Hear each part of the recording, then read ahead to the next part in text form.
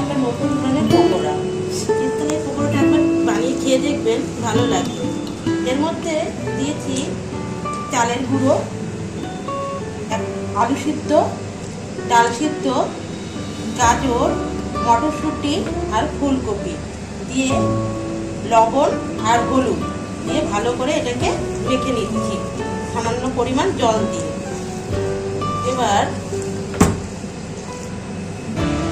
এবার কড়াইতে সাদা তেল গরম করে একটু একটু করে আমরা এটা ছেড়ে দেবো।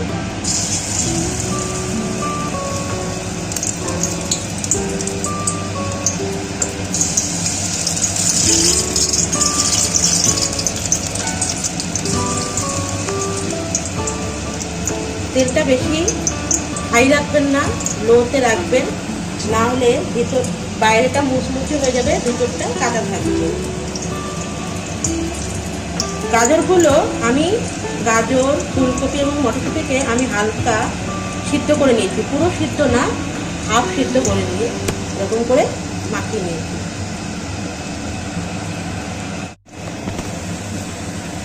হালকা হালকা করে এই পাশটা হয়ে গেলে আমরা উল্টে দেবো।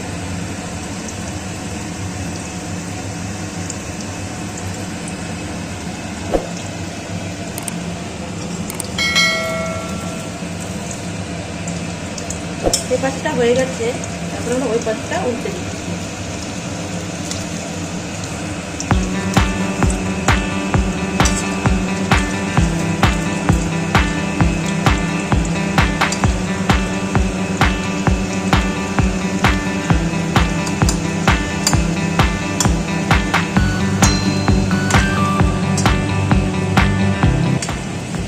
আপনারা এতে বেসনও ব্যবহার করতে পারেন, কিন্তু চালের গুঁড়ো দিলে জিনিসটা সুন্দর মচমচে হবে।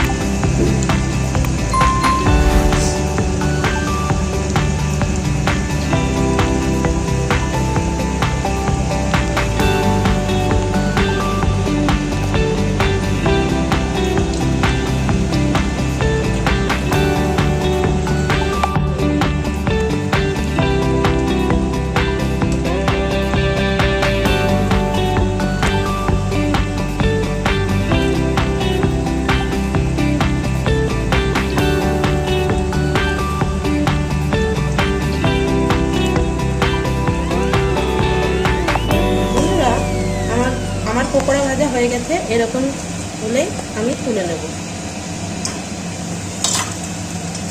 দেখুন কত মচমচা হয়েছে আমার পকোড়াগুলো।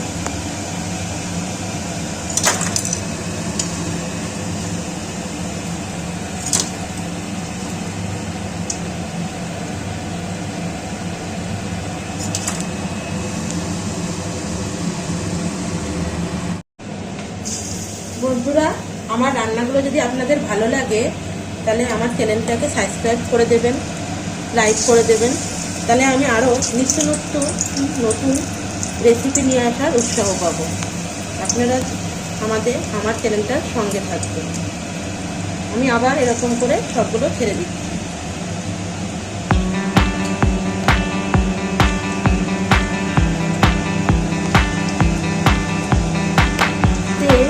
এরকম সন্ধ্যাবেলায় যদি বানিয়ে খাওয়া যায়, আর একটু মুড়ি আর একটু চা নিয়ে বসতে হবে, আর কিছু চাই না।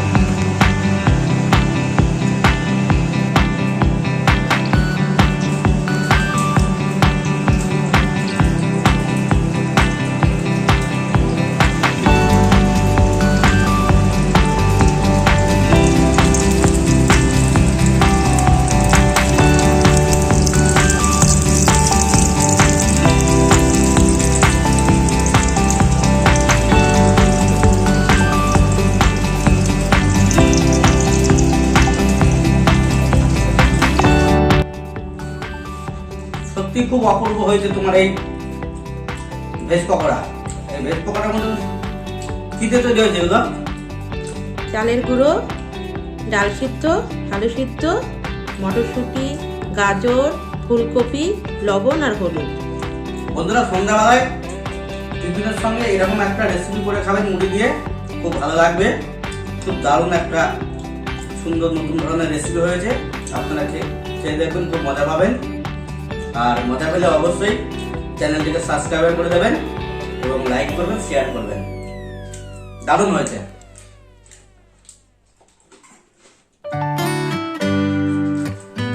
আর গরম গরম মুচমুচে খুব এত সুস্বাদু হয়েছে খাবারটা, দারুণ হয়েছে, দারুণ।